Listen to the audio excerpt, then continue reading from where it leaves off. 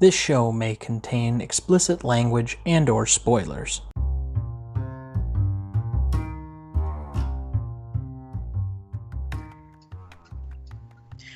Welcome back to the greatest movie of all time podcast. I'm Tom Duncan. And I'm Dana Duncan. And joining us tonight is our resident local true crime expert. Well, maybe not expert, but fanatic, Sarah Duncan. Hi.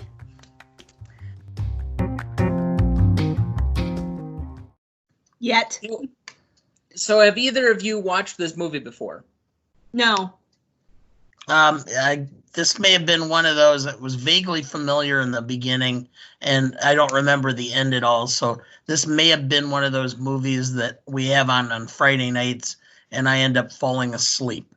Although I do have some question whether I would watch this movie with your mother, who gets scared over Lassie movies at times. So...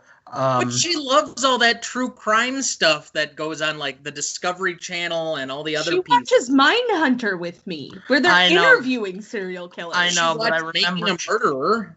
I remembered in The Line of Fire with Clint Eastwood and John Malkovich, and she was so freaked out by John Malkovich, she had trouble sleeping for a week. We watched a documentary on Ted Bundy. I'm just telling you what I did.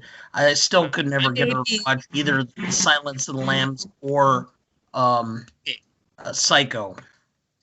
Silence of the Lambs is a little bit different because there are true horror elements to it, and that's our lead-in for next week because that's our follow-up to this episode. But I know both of you recognize I'm one of the people that does not care for true crime. It does not appeal to me. I never watched Making a Murderer. I've never watched any of the other stuff. I'm not a CSI guy. So none of this particularly appeals to me because it's not the space I want my brain to inhabit. But I recognize that it is probably 80% of podcasts made right now are true crime.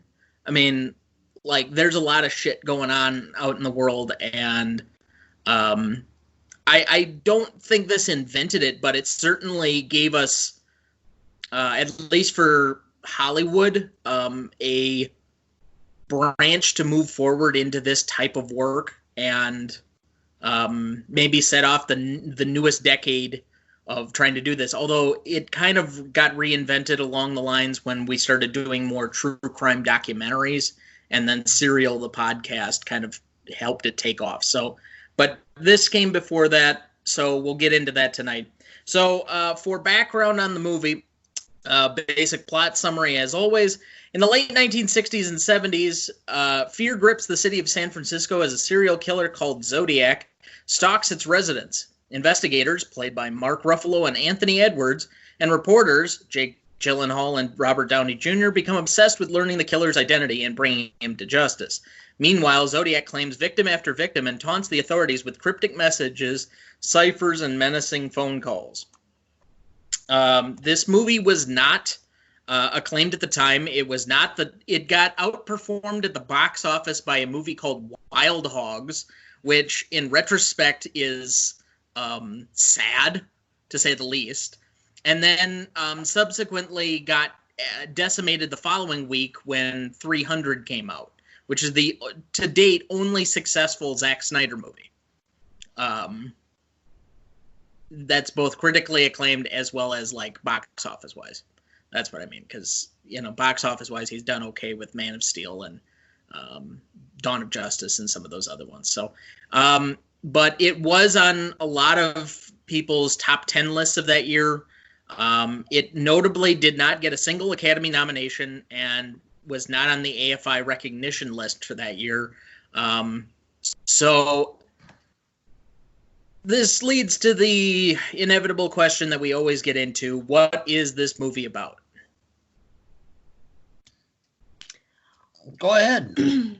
Well, I find the point that we enter this story to be very unique in that we enter it right before the second murder. we basically completely forget about the original two murders of two individuals by the names Jensen and Faraday in the late part of 1968. And this is a time in which the term serial killer in the United States is still not really defined. It's not something that, to the extent as we know it now, is a commonplace idea. And so, I mean, this is a month before the Manson murders in '69. That's when the second murder takes place. I mean, it was a time where something like this was completely unheard of. Well, only to the extent that Ed Gein didn't terrorize people in parked cars and in urban areas, but I mean, there's a serial killer in and of itself. He only murdered two people. He's not classified as a serial killer because he dug up the others. Not to mention, Ed Gein never made international news. Oh, baloney! Yes, he didn't make international news. In town, when the trial was going on, after he recovered and was found sane enough to stand trial, the Judge Fink from Wisconsin Rapids held court because they moved the trial out of Watoma County and moved it into Wisconsin Rapids, into Wood County. Judge Fink gave a press conference every morning about the trial, and the New York Times, the Washington Post, the AP, the National Public Radio, all were there. That was not to mention that 60s. Not to mention famously that the movie Psycho is based on Ed Gein. Well, he also had several others based off of him, including Leatherface. Yes, but you're forgetting Ed Gein did his murders in the 50s, but he was found incompetent and unable to stand trial, and so he was sent to Mendota Mental Hospital. Was later declared sane enough to stand trial, and then they tried him for the crimes about 10 years later. So, Dad, what is this movie about? This movie is about, in a short, it's about people's fascinations with the fear associated with it. And it also is in a more basis limit, the same concept of watching people not being able to turn away from a train wreck or a car accident. That's what you're seeing here. It's people who like the thought of being scared. Why people go to horror movies. That's what this is about, only it really happened, and there's a certain element of fascination. It's like a detective story with a horror background wrapped around it. Which I find interesting that you say something like that, because as far as classifications go with killers, he is classified as what is known as a thrill killer, someone who lives off of and thrives off of inspiring fear. So even when he stopped murdering people, which we see, at the end of 1969, he continued to send letters to, enthrall and strike fear into the police and the citizens. Well, we don't know whether or not he stopped. He just stopped taking credit for a lot of things, and they've never formally linked it. Well, to be fair, I also, other than the one murder where he directly gave evidence through his letter as to what was going on, which is a notable part of the film, we never truly link that any of these particular murders are him, other than that one, because he's just simply taking credit for things, and we've already disproved that he took credit for things that were not his. So the fourth has been linked for multiple reasons, though. He would call the victims' families with the heavy breathing, which is mentioned in the movie. And he also would,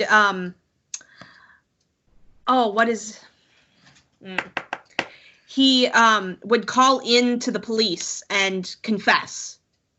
On all four occasions, he called the police. It might have been a couple hours later, but he would call into the police department and actually confess, this is where, I committed a double murder.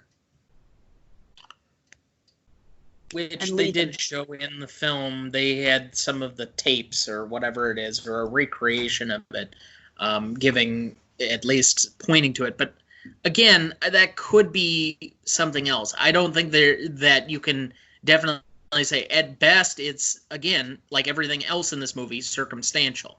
There's no hard evidence of almost anything that happened in this.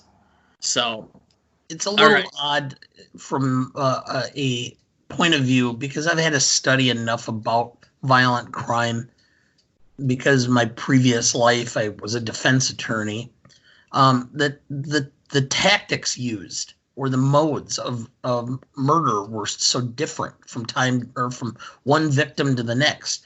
Usually the serial killer utilizes the same process, and it's not in this case. It's so weird, but whatever. Well, ultimately, I think this is, if there's one thing you can say from a behaviorist standpoint, is that it's somebody that's not trained in any type of regular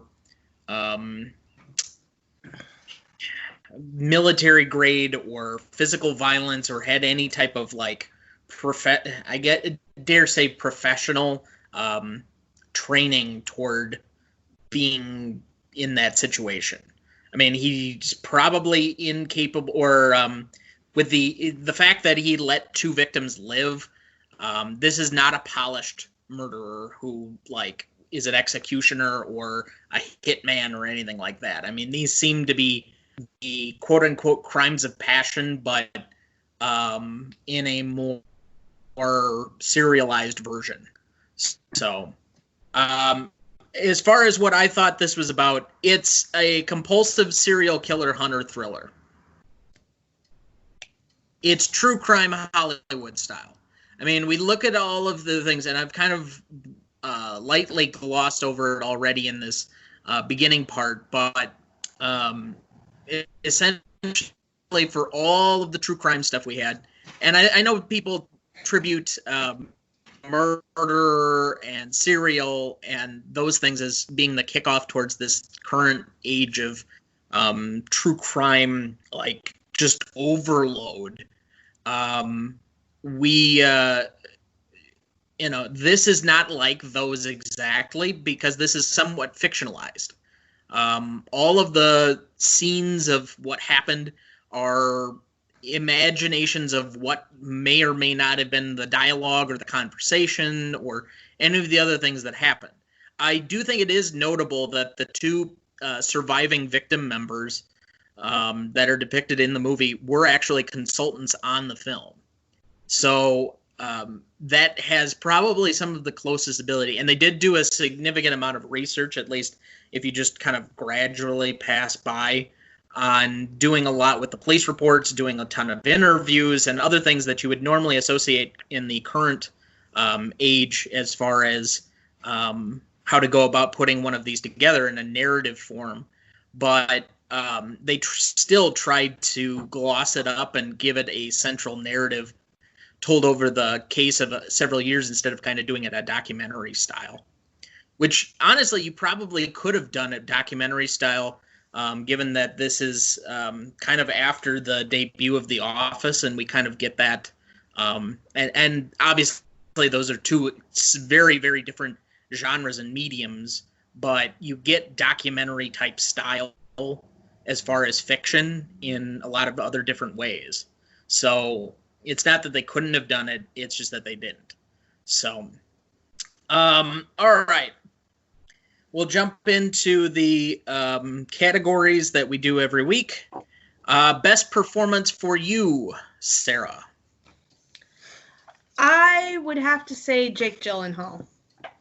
I feel like while watching the film at several times, I couldn't distinguish him as an actor from the character. I felt like he did a fantastic job of kind of disappearing into the character itself. And watching kind of him descend into this heavy idea of somebody who becomes obsessed with, having to find the truth, you can watch it take a toll on him, and I think he does a very good job of portraying that. All right, Dad, your best performer? I like Gyllenhaal, but I guess I'll go off the main or the beaten path and say Robert Downey, because he was able to portray a broken man who became more broken as a result of the stress associated with this and the failures associated with this. So I forgot to do a basic research look. If I remember right, so this is This is from 2007, and he obviously struck it big and had his career resurgence when he hit Iron Man a year later. So it's hard to say exactly if this is the movie that he more or less came back to. No. Good Night and Good Luck was his first movie outside of Rehab. Even that, I'm not sure, because he has stuff from pretty much every year. So, but it was a controversial thing that Downey got cast in Good Night and Good Luck. It was the studio was against it, and it required George Clooney to demand him to be in that film because of his background and his multiple failures on probation and in rehab. Okay. So I guess my timing is a little bit off on that one. But even so, this is kind of that tweener period before he really, you would put him on a short list of most notable or recognizable actors right now. It would be hard to think of too many other people that are probably higher grossing or more recognizable due to Iron Man and the Avengers. So I'm going to disagree with both of you just, as far as the Jake Gyllenhaal period. I actually thought whenever he was on screen was the parts that I liked the least. His particular character and the whole Robert Graysmith storyline is background to me. All of the best parts of this movie are when the cops are doing their job, or when you have the murder scenes, or any of the other pieces of this. And he is almost completely uninvolved other than as a bystander until the last portion of the film. And by that point, it starts to drag as far as I'm concerned. So I'm going to go in a completely different direction. And we have not done this very often. Normally we nominate people that are, stars of the movie or actors or whatever else. But this is David Fincher's movie. This is probably his second or third best film.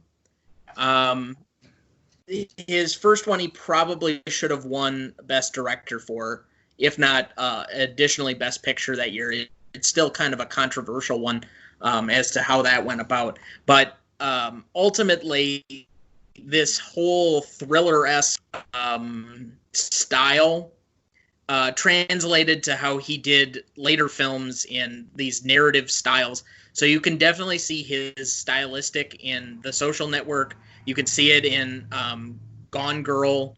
And then finally, when he moved over to TV and started doing things like Mindhunters as a producer, or started doing the now controversial House of Cards, and really built those types of thriller-esque shows.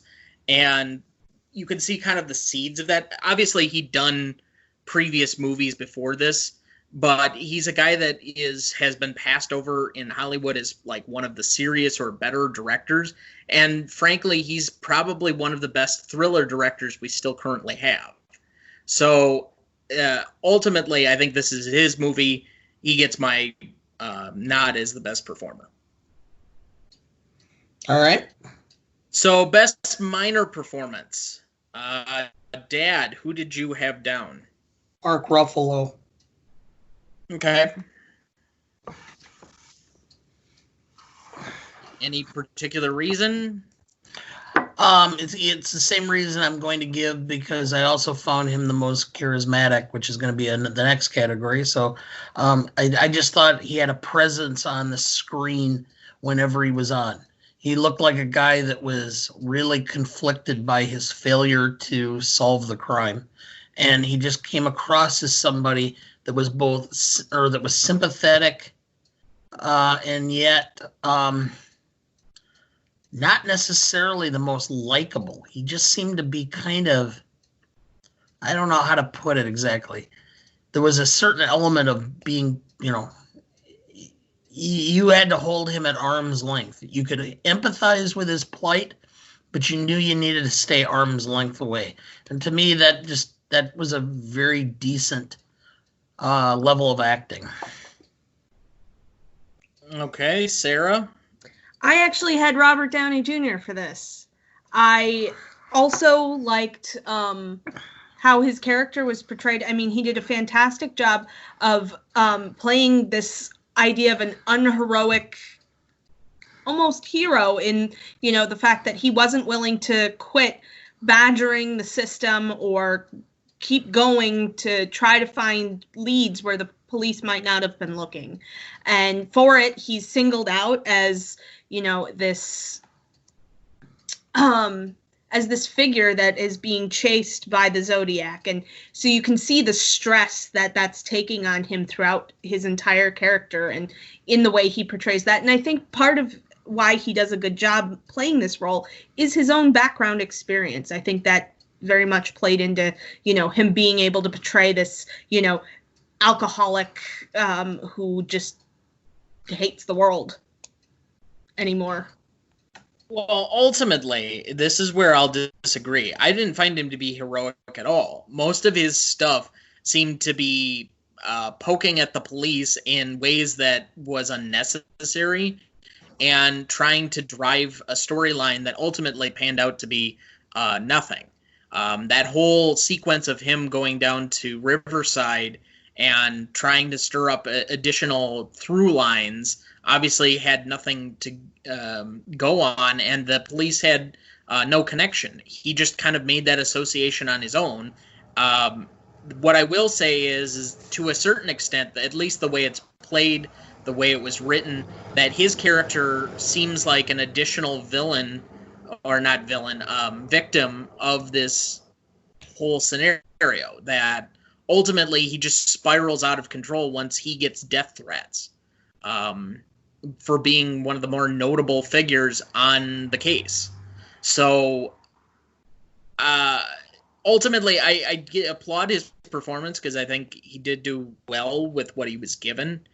I ultimately went in a different direction. I'm going to do an off-beaten one. Anthony Edwards. So, Okay.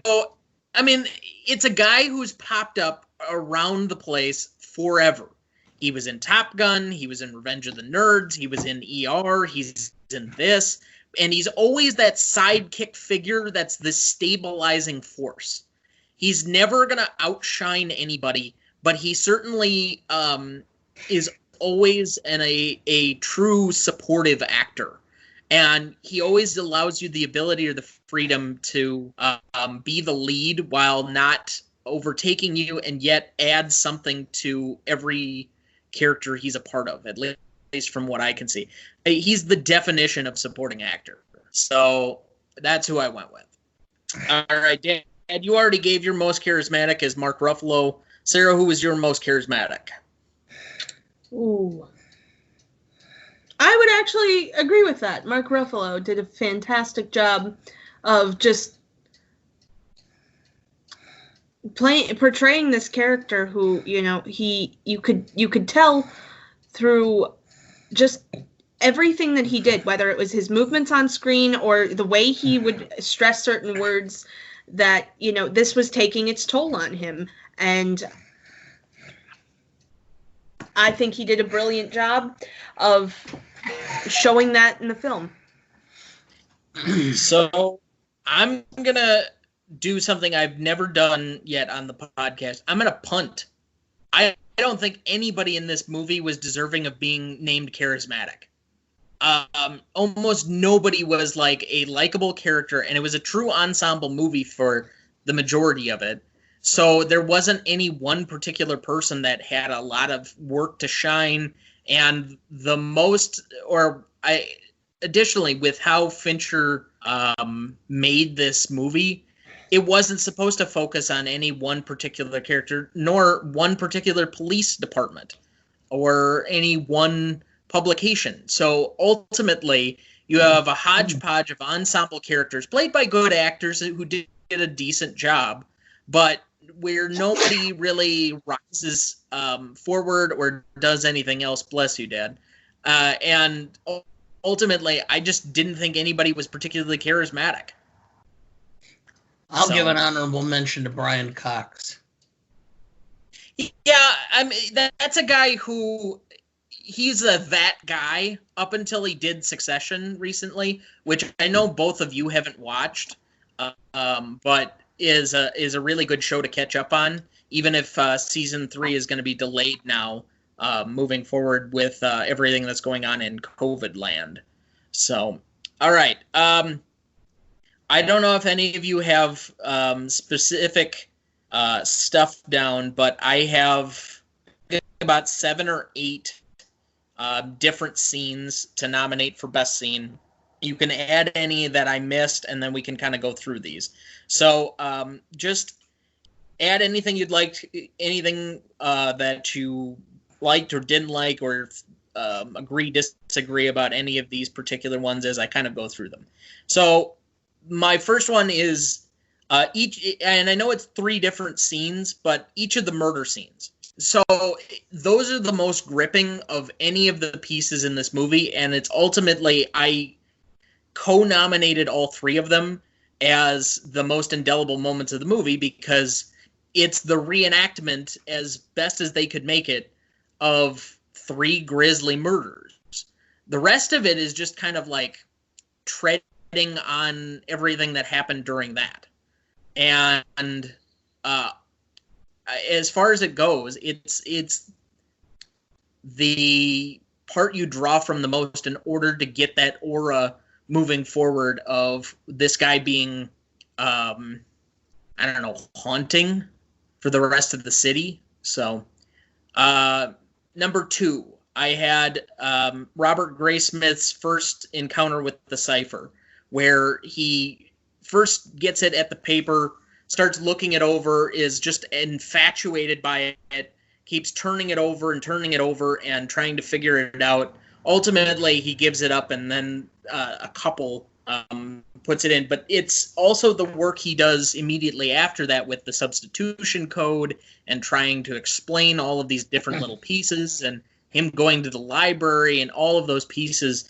I thought that sequence kind of worked. It was probably the best sequence with Jake Gyllenhaal, where it didn't seem like he was devolving into a madness. Number 3. So the Chronicle finding the bloody shirt piece, the woman screaming, and that whole piece of it, because it was the one scene where really as far as the notes and the letters, it took it to a different level, that he provided specific evidence in his notes to link him to the murders. So I just thought that depiction of it and that furthering of it just takes it to a different scale. I'm going to put this one in because it's the weirdest scene of the movie.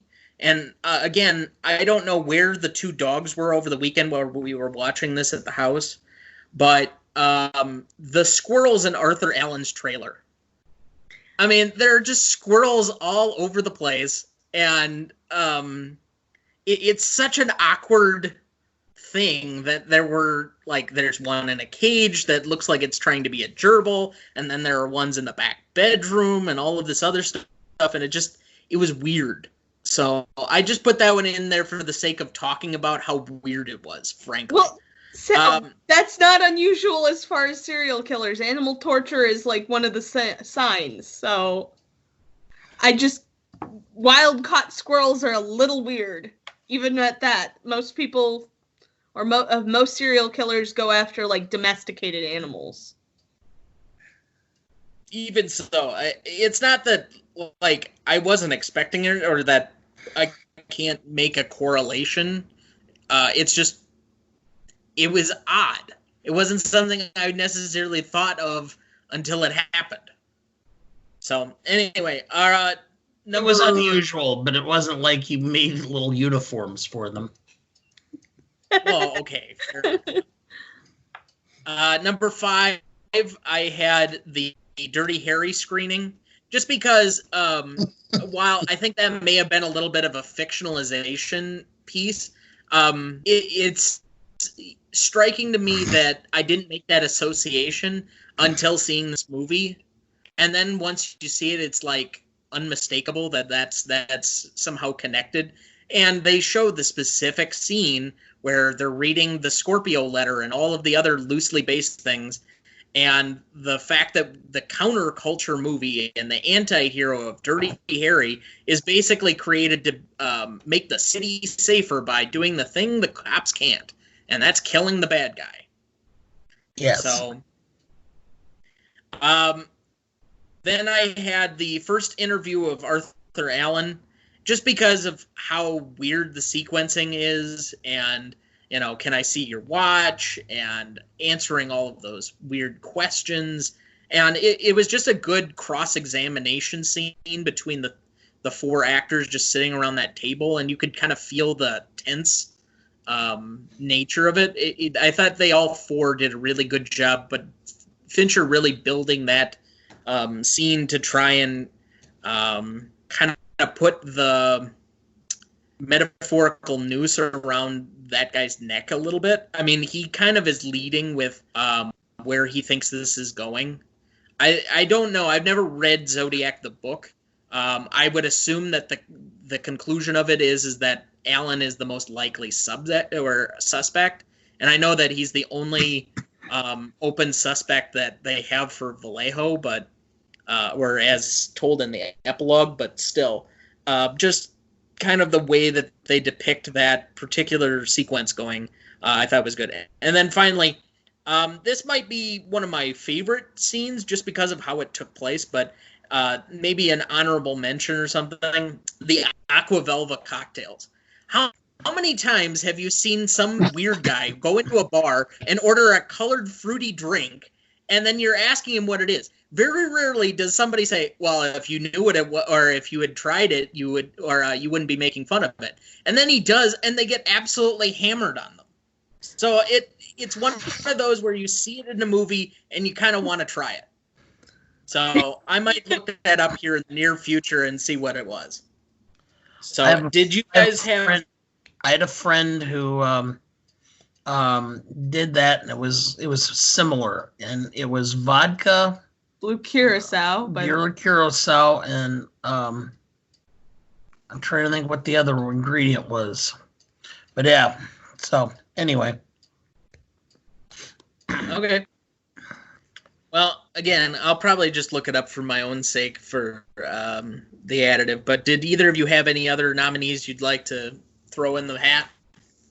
No, but the scene that you mentioned, the second to last one, the one with Ruffalo interviewing John Carroll's character. Yeah, the where he's, can I see your watch? I've been in those interviews before with clients, and that's what sold me on Ruffalo, because he presented himself the way a cop does in those situations. It's not, full on guns a-blazing trying to get to the truth. It's cat and mouse. Just dance up to the line and kind of tickle a little bit and see what happens, and then back off and keep doing that. I've been in one interrogation involving a homicide and 2 involving a drug ring. So I've sat in on those. And so that to me is by far the scene that sold me on Ruffalo and really came the closest, I thought, to being realistic as far as police work. Okay. Sarah, I do any... actually have one to add. The scene in which Robert Downey Jr. gets the Halloween card. Oh, yeah. Yeah. Okay. I thought that was very well done, specifically by Downey in kind of just his freak out in that moment. I mean, granted, you're literally getting a piece of bloody shirt off a murdered victim, and but the card itself is just kind of odd in what it says. I can't remember exactly what the card itself said, but it was just very unique for him to be sending not only the piece of cloth or some kind of letter, but to actually send a card and say Happy Halloween. It just struck me as unusual. Okay. So with that, Dad, what did you have for your best scene then? The scene that I just mentioned, I think that was the scene that really presented the police and portrayed it as really, raw. I still remember the whole situation like 1990. My client's telling me that he met with his sister's boyfriend, and he asked him to ride along, and then proceeds to tell me where they hid all the evidence of a murder he had this boyfriend of his sister's had committed. And then sitting in on the interrogation of the police with my client, first they were not even willing to talk to me until I said, they said, well, we don't believe that your client has. I said, oh, he's got some charges. He's willing to cooperate, but he needs to have some level of, some sort of a deal out of this as a result of his cooperation. They said, well, how do we know you're believable? I said, well, the victim's wallet's in a sewer next to our West Grand Pharmacy in the 5 Points on the west side of Beloit. And the police went there and found it, and then they called me back and said, we'll meet. And then sitting around that room and watching that. So to me, that was a scene that was extremely raw and realistic to the way things generally were with police. Okay.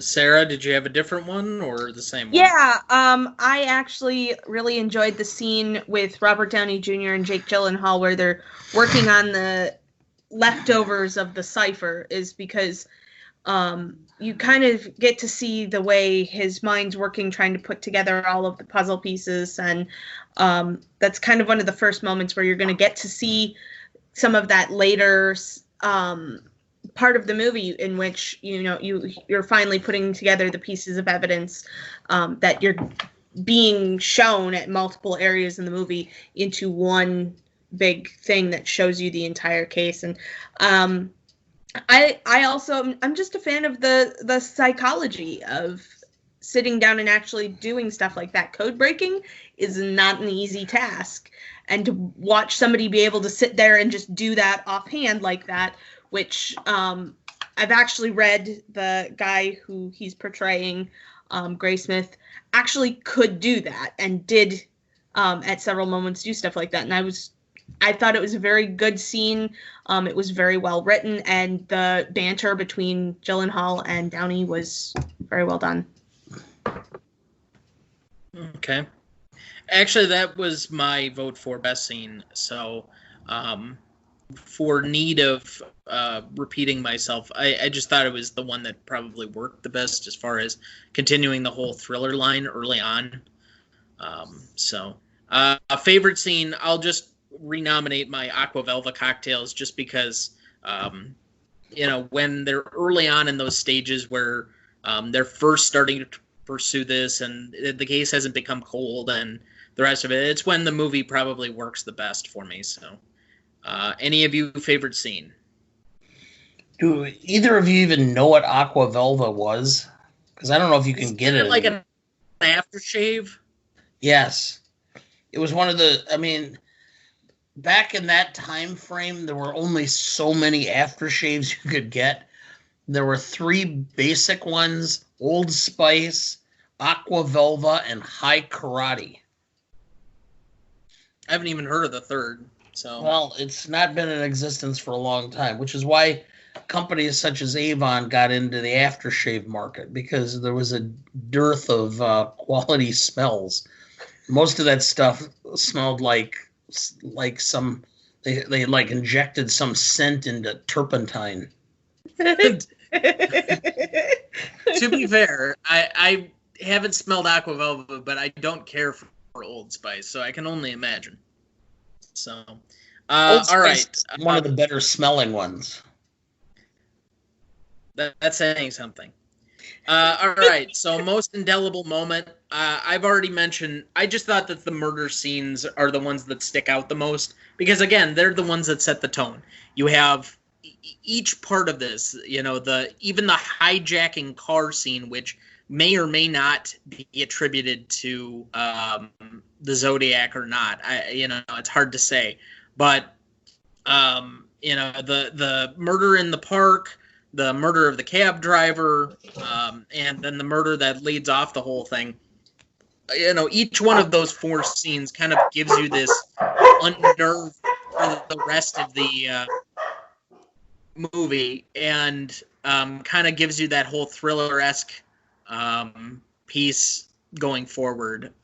So, either of you, most indelible moment?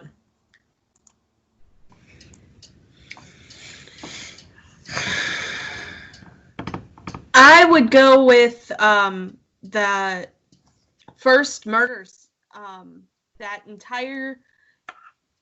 The way that they filmed that, just going through the crime scene like that, I thought that it was very well done in the way that was completely mapped out. And you were missing Mike because he was in the emergency room. But the way that they spread that, because his crime scene itself was actually very spread out, and so it gave them the chance to pan through the whole thing in one solid movement, and I really thought that was very gripping way to show the entire scene and to introduce us to the characters that we were going to come to know throughout the movie. For me, it was the scene where Gyllenhaal comes home and finds the note from his wife that she's left him with the kids. Because that just said there were other victims other than those who were murdered or physically harmed.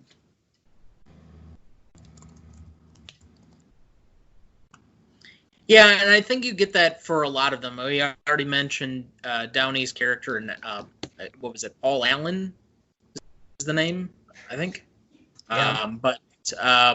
And obviously Dave Toschi goes through that whole scenario where they thought he had written one of the letters, and so ultimately all of these people kind of flame out in one degree or another, and have issues as far as that goes. So, all right, that's a good place to just cut for a second.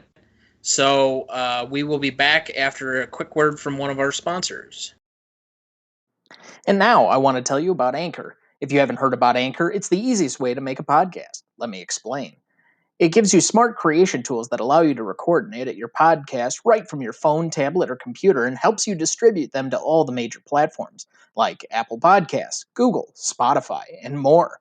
Plus, they help to hook you up with sponsorships like this one, no matter the listener size, which will help you fund your podcast. And best yet, it's free to use. Look, if you've ever had an itch to talk and express yourself about a topic you like, there is no better time than 2020 to do so. I've started 2 podcasts this year alone, including this one, and we use Anchor for each and every episode. So what do you have to lose? Download the free Anchor app or go to anchor.fm to get started making your own podcast today. And welcome back. All right, so we left off at best lines. I have a few different nominees. If you have any more to add in, let me know after we go through them. Number 1, Robert Graysmith. I need to know who he is. I need to stand there. I need to look him in the eye. I need to know that it's him. Okay. It's basically the crux or the compulsion line that drives everybody in the movie to a certain extent. That they feel the need to unmask this guy, and that it's an obsession. So, number 2, Robert Graysmith. Just because you can't prove it doesn't mean it's not true. Dave Toschi. Easy, Dirty Harry.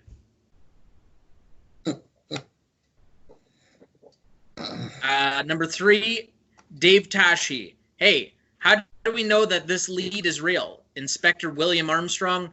It's very real. How do I know? Because I saw it on TV. Yeah. For being a kind of a this thriller-esque true crime type of movie, I didn't think when I started looking into it that there'd be a lot of good quippy lines, but then I started remembering all of these as I was going through them, and there are quite a few. So number 4, Avery's on 2, Dave Toschi. Tell him to Inspector Armstrong. You want me to communicate that verbatim, or can I spice it up a little? And then finally, my nominee for funniest line, Paul Avery. What do you do for fun? Robert Graysmith. I love to read. I enjoy books. Those are the same things. That's the funniest line to you? Yes. Okay. Because when asked what he likes to do, the best he could do is start to repeat himself. He had one thing. As a guy who has nothing but endless hobbies, it tickles me. So what do you want? Anyway, any other ones you wanted to add?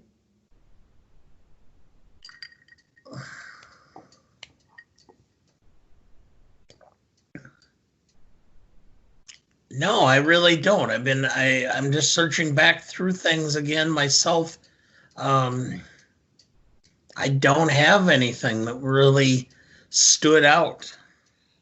I liked the one where Robert Downey or Gyllenhaal is in Robert Downey Jr.'s house, and it's the last time we see Downey, and he starts to ask Gyllenhaal if he'd like a drink, and has to say, "Well, I don't have anything blue for you, but will this do?"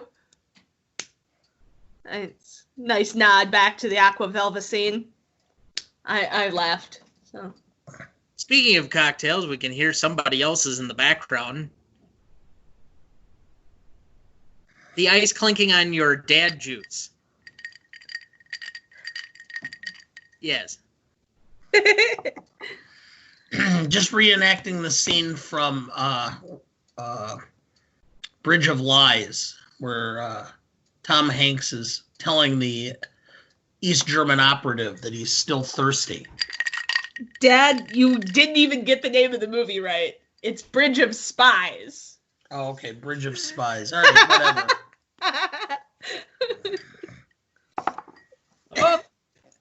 Okay. By the way, right. Aqua Velva is 1 shot of vodka, 1 shot of gin, 1 shot of blue curacao, and Curacao. I've heard pronounced both ways. And then you fill the drink up with 7-Up. Oh, okay. Well, that sounds like a weird cross between. Yes, okay. It is. Anyway, join us next week for Cocktail Hour. Which ones do you guys have as best line?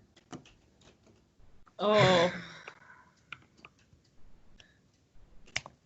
I actually have the one about, of course, the lead is true. I saw it on TV. Yeah, that's about as good as any, I'd say.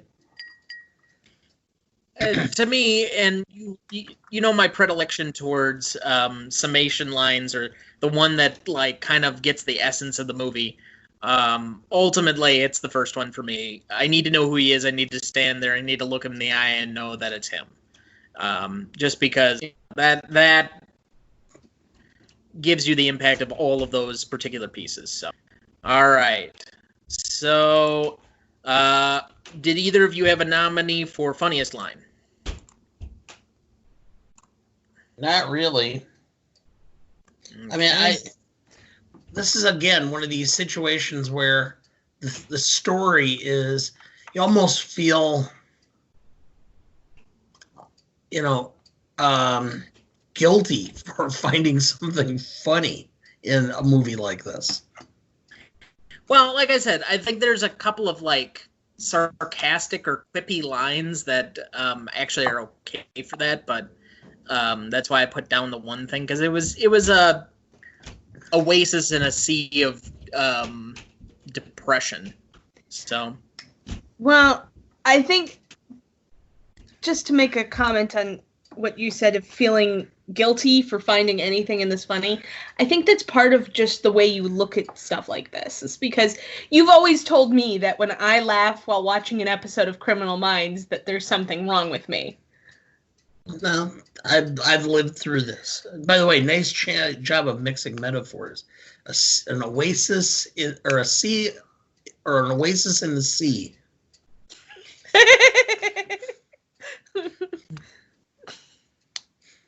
the listeners at home knew what I meant. Yes, I know, and they're all probably going, "Yeah, he's right. It was a mixed metaphor. It was really bad." Yeah, because the people that are most fluent with this podcast probably know me very well and just love the chance to rub it in. So thanks for that. Yeah, all right. If only you could get it rubbed in more often. That's a double entendre. You can read into that however you'd like. Light euphemism, to borrow a phrase from the movie. So anyway, all right. We'll get down to the brass tacks and score the movie here. So first category up, legacy. And we will cut to you, Dad. Okay, I think you're going to have a much higher legacy score than I do, because you think this is tied to all the podcasts, as you've said earlier in the thing. I don't think so at all. I think this is just one of multiple aberrations, because I remember watching Helter Skelter, based on Vincent Bugliosi's book from the Manson murders. And so there have been other films that have been similarly based on real killers throughout the years, and it didn't start a trend. I think it all climaxed this whole modern thing around this fascination with forensic science, DNA, all of that. And that's what started this. So I think from a legacy standpoint, I give it a 5. I would actually go a bit higher. I'm going to argue probably a 7 to a 7.5. Purely based on the fact of, yes, you're right, that this didn't necessarily spur a movement, but there, as somebody who studies serial killers or even serial killer psychology, just at a base, there are several names that you just can't get away from, and several killers that you just, no matter what podcast, what anything that you're focusing on, the Zodiac will always be one of them, because it is unsolved. It is one of the biggest unsolved crimes, and so everybody knows it. And so having a movie like this based around it, I'd gotta give it a 7 at least. Well, to be fair, I will give it credit that this is a long string in the line of things we've been doing. It's more of, it's not necessarily because we had shows like CSI multiple times over before this. NCIS has been around longer than this movie was. And we had Law and Order and all of these other, procedural dramas and the rest of this.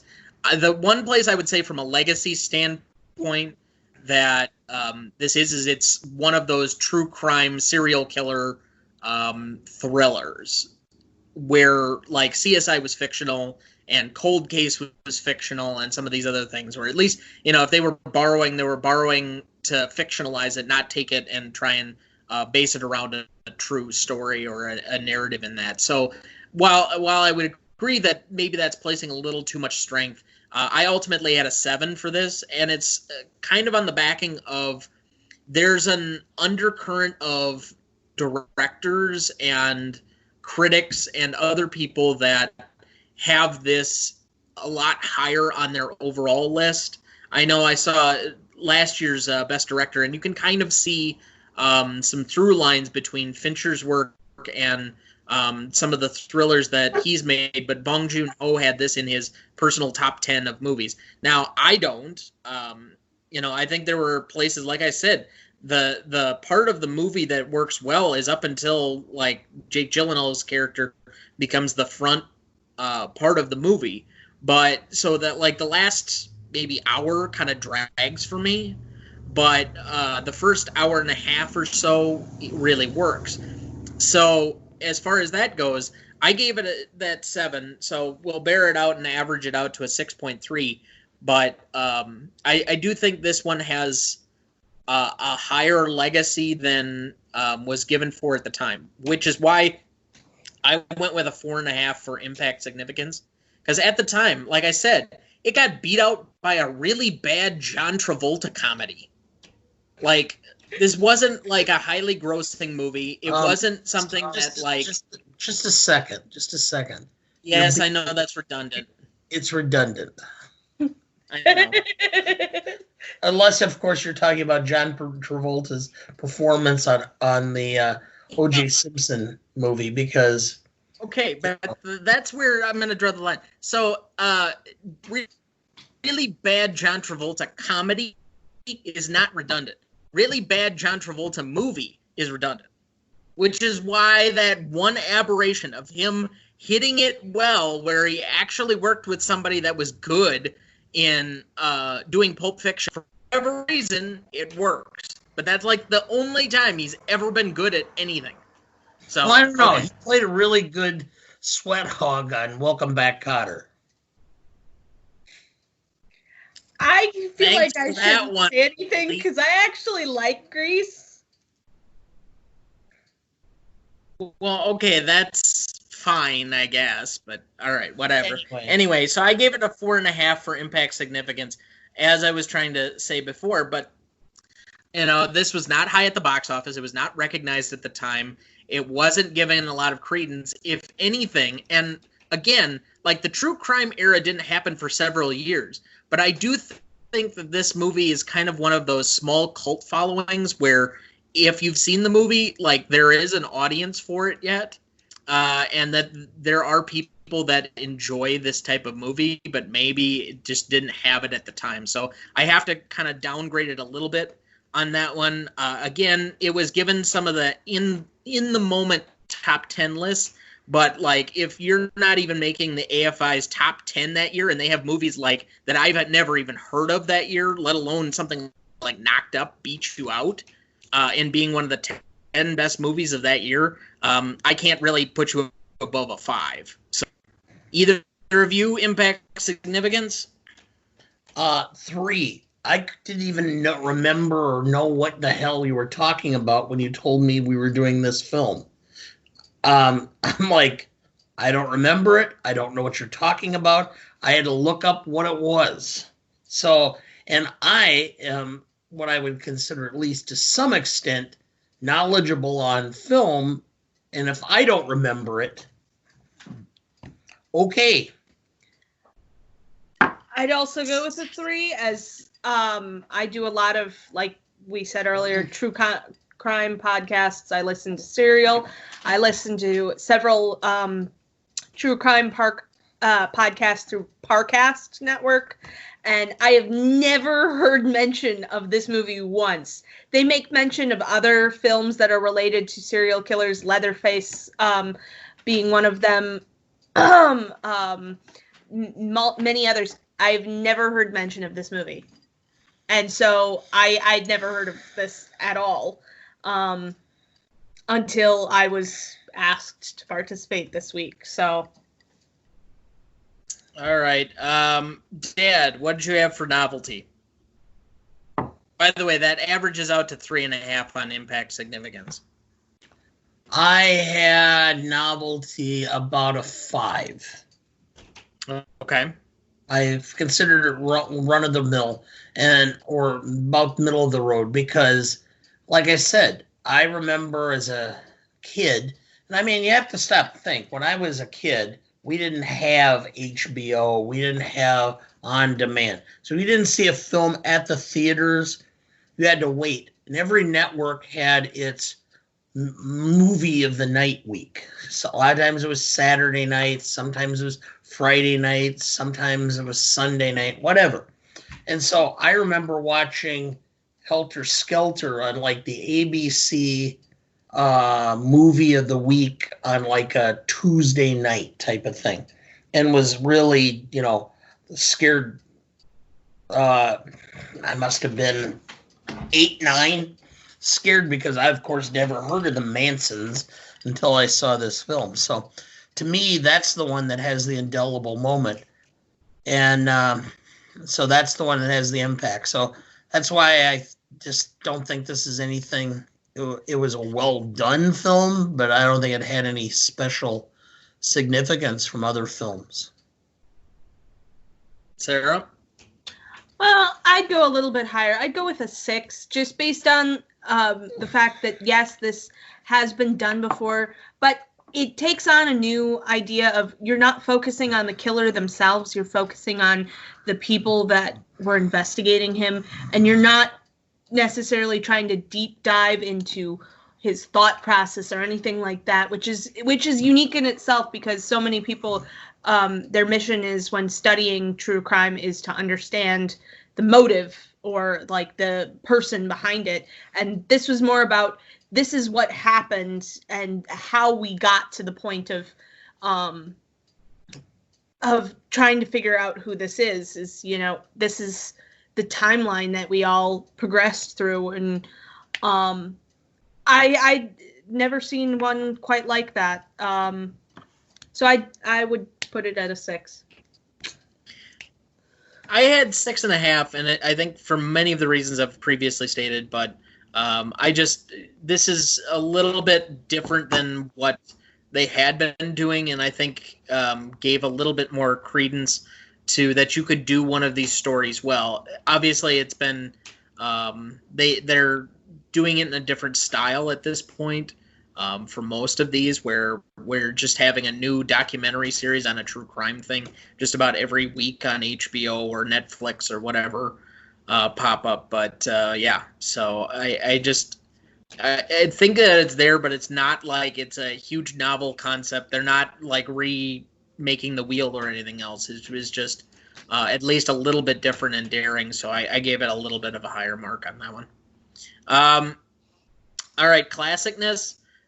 This is probably our most difficult category to usually define. Oh, by the way, and I keep forgetting to put this in here, but so the 3 averages between us for novelty came out to 5.8. But so classicness, this is the hardest one usually to define because, we typically say whether or not something is aged well, whether there are pieces of this, and usually in a period piece film, with the exception of last week's discussion on The Help, where obviously that has not aged well. But that one was a fictionalized era piece instead of trying to and presenting it through a very specific lens. This one, I don't think there's anything particularly that they conveyed or that they did or piece of the story that hasn't aged well. In fact, I would say the opposite. The one thing is I don't think I can give it full marks necessarily. on that, like, it got certain pieces right or it was predictive, which is another layer I'm going to start kind of adding into this particular category just so we have a little bit more depth as to how that's going to go, or like it was ahead of its time in predicting certain things and has aged better than other movies. So I gave it an 8 just because I don't have anything knocking it, but I can't also like push it up the list either. So 7. For almost the same reasons you are, but I guess I don't feel quite as strongly about it as you. I'd agree with Okay, an Sarah? 8. With an 8? Mm-hmm. All right. So that'll put it at a 7.7 for overall on classicness with a roundup. And rewatchability, I watched this again.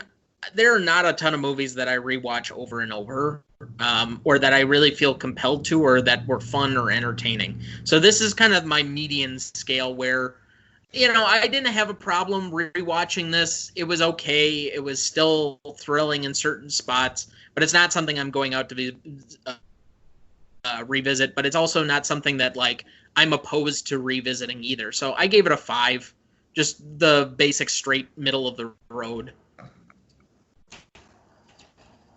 4. I'd have to be in the right frame of mind. Understandable. I like, this is a tougher subject because of, you know, the murders and other things that are going on in this. So, Sarah?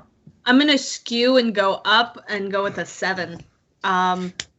Just because of what I actually enjoy. I mean, I do really enjoy true crime, and I go out of my way to watch, you know, the Ted Bundy documentaries and stuff like this. So, all right, it's gonna be Mike Myers. I married a serial killer. No, wasn't it? I married an axe murderer. Oh, that's what it was. Yeah. You can't get any names of anything, comedy, wasn't it? right tonight. Yes, I can, Henry. I don't even understand that reference. So okay, but I'd have to look back through as to see some of our audience scores, but I think this was probably one of our lowest ones. It had a 77 for a 7.7 overall score on this. So just to recap, that was a 6.3 at Legacy, 3.5 at Impact Significance, 5.8 for Novelty, 7.7 for Classicness, 5.3 for Rewatchability, and 7.7 for Audience Score, for a grand total of, if you're counting at home, 36.3. So that puts it ahead of The Help, but just behind Inglourious Basterds. So Sarah, you have now been on 2 of the podcasts that are the lowest on the list. How do you feel? Well, if you would ever actually watch some really great silent films with me, that would change, but you refuse. Because we don't want to completely lose the audience this early on. Okay, if anybody who out there loves the movie as a cult classic silent film, Metropolis, please write Tom and tell him what an idiot he's being for refusing to watch it. I haven't refused. I haven't gotten around to it yet. Yeah. Let's put it this way. Since it was taken off of TCM. If we get one person who writes us with the idea of watching Metropolis, other than Sarah, or somebody Sarah solicits to do it, I would be shocked. Shocked. Like you're shocked to find gambling in this establishment? Yes, that was where I was going, because, of course, that's one of the great lines of all time for Claude Rains. So, anyway, yes. So, all right. That's going to at least cap off the regular portion of this episode for this week. And we're hoping that for next week, we already said earlier in the podcast that we were doing Silence of the Lambs, but we are hoping to have another guest star on for next week. to help us with that one.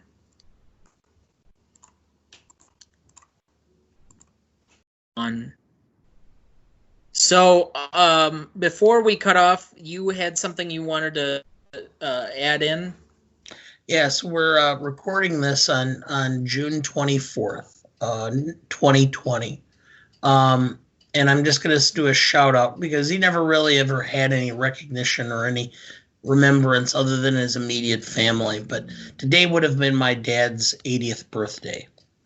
And considering that he's the reason I'm named this after a movie actor, and the fact that he was such a big cinema and movie guy and really kind of installed that in me, and ultimately is trickled down to you, I just thought that as part of this cast or web or this podcast that we should at least recognize that.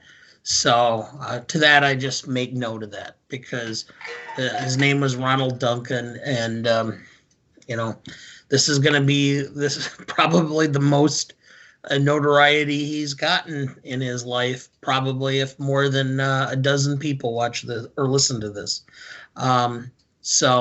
And with that, I'll just close out and just beg everybody, please, if you smoke, stop. If you don't start.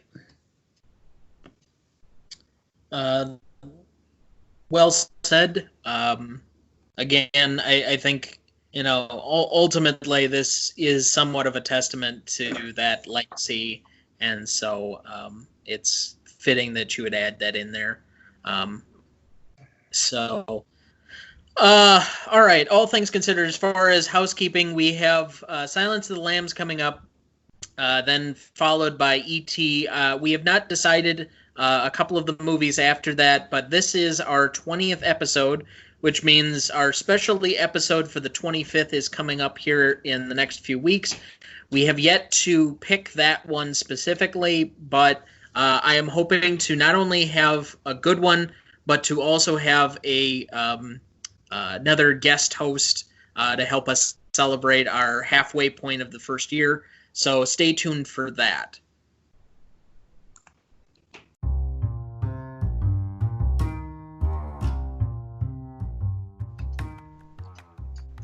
So as usual, I wish we could talk longer, but I'm expecting a friend for dinner. Please rate, subscribe, and review. We would really appreciate it. For every 5-star review, it helps people find the podcast. Subscribing will keep new ones. Usually we do these every Wednesday evening, and I have them up usually on Wednesday night late, if not early Thursday morning for most of you. So if you want to continue to receive regular episodes and have this in your feed, please subscribe. Otherwise, we'll see you next week for our talk of Silence of the Lambs. And if you are interested, stick around for a few minutes afterwards for our bonus segment on unanswered questions from Zodiac to continue the conversation. Thanks, everybody, and have a great week.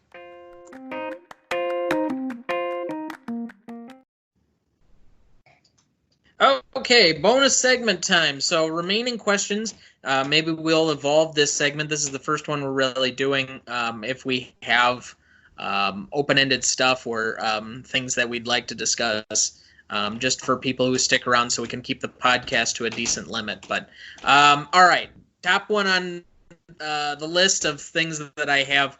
So who do you think the Zodiac really is?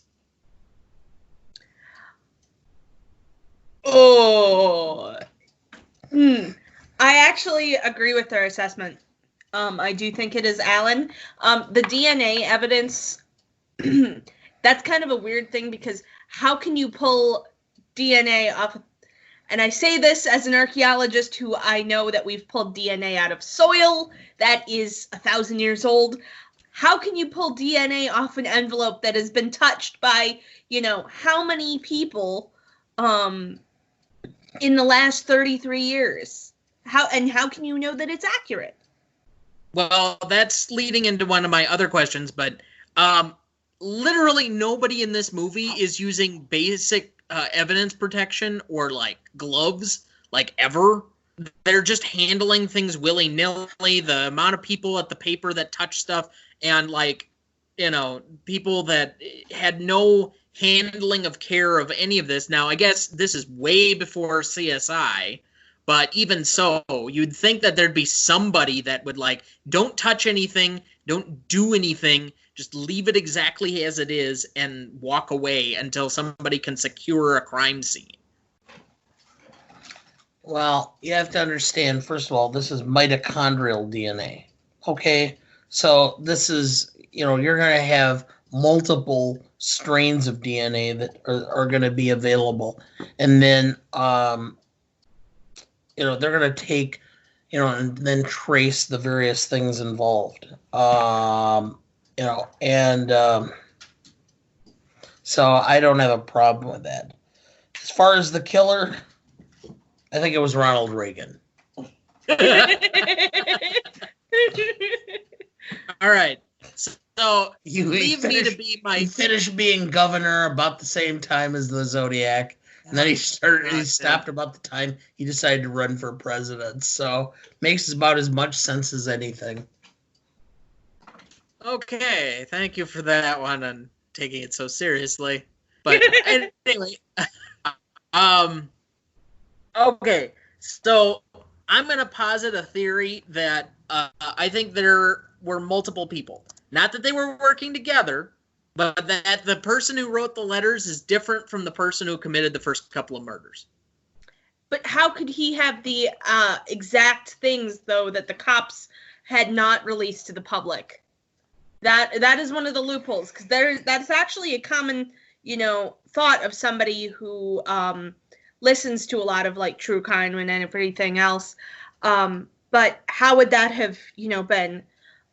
One of the other popular theories is that it was somebody different who committed the first 4 murders, and somebody else was writing the later letters.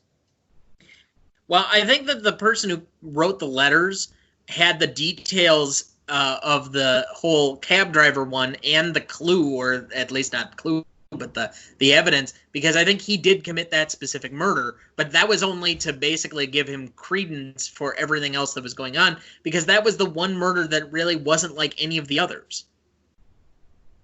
Well, serial killers break pattern all the time. I mean, some of them have no pattern at all. Should we look no further than the confession killer? I mean, killers also take credit for things that they never did constantly, but they break patterns. They skew from their norm, and the idea that some police present in this, that the Zodiac hated women and so he was specifically attacking women. Well, because he left 2 men alive, he turned around when he heard Mike moaning and shot him twice more. He didn't mean to leave him alive. It was purely by chance and luck that he survived. And that shows me, somebody who's a bit of an amateur.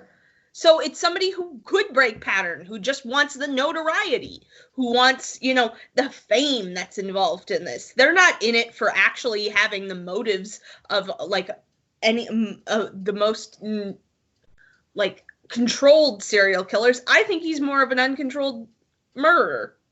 He thrives off of the attack, the fear that he induces in society. I don't know.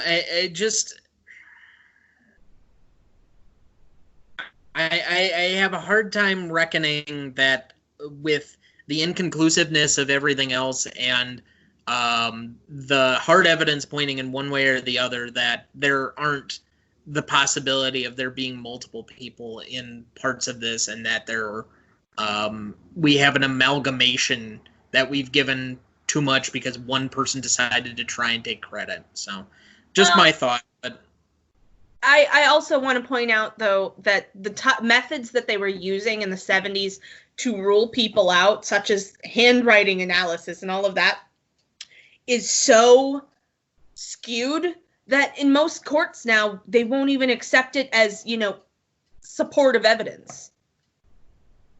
Because so many people have been convicted on handwriting analysis that is just absolute bullcrap. All right, so next question, and this is one where I simply didn't do enough or any particular research, but was Robert Graysmith really involved with anything past the writing of his book? Like, I think his book came out in the early to mid 80s, and maybe even a little bit after that.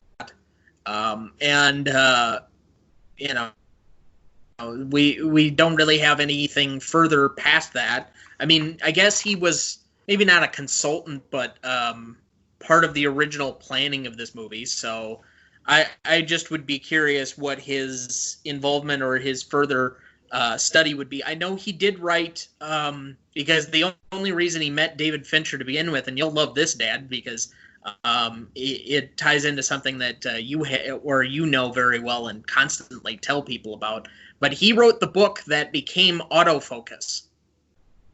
Yes.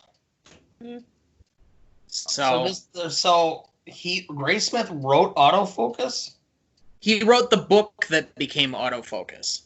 Ah, okay. So he met Fincher at the screening or the original premiere of Autofocus. Yeah, which is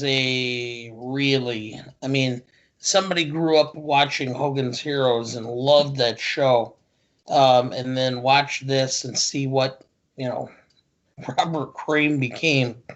Wow. It was one of those films, after I watched it, I wanted to take a shower. So, my final question, is this just a different version of JFK, the movie? I mean, that's the only... I keep thinking about that when I'm thinking about this movie. It's the only other major unsolved case movie that we have. And they're trying to posit theories and recreate stuff and go back and try and put together all these pieces. And I guess the similarities kind of bore out.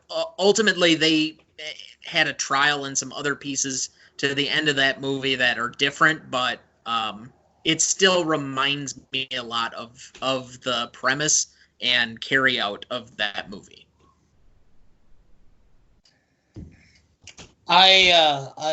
Sarah made the comment that this is the great unsolved mystery, and my immediate thought was no, it's not. It's the JFK assassination. So to that extent, yeah, yes and no. It's not quite as sensationalized as JFK, but pretty darn close. All right. Well, that's what I had for my questions. I don't know if either of you had any quick ones, but that's probably enough for a first try at an extra bonus segment. So thanks again, everybody, for listening to the episode. Please rate, subscribe, review.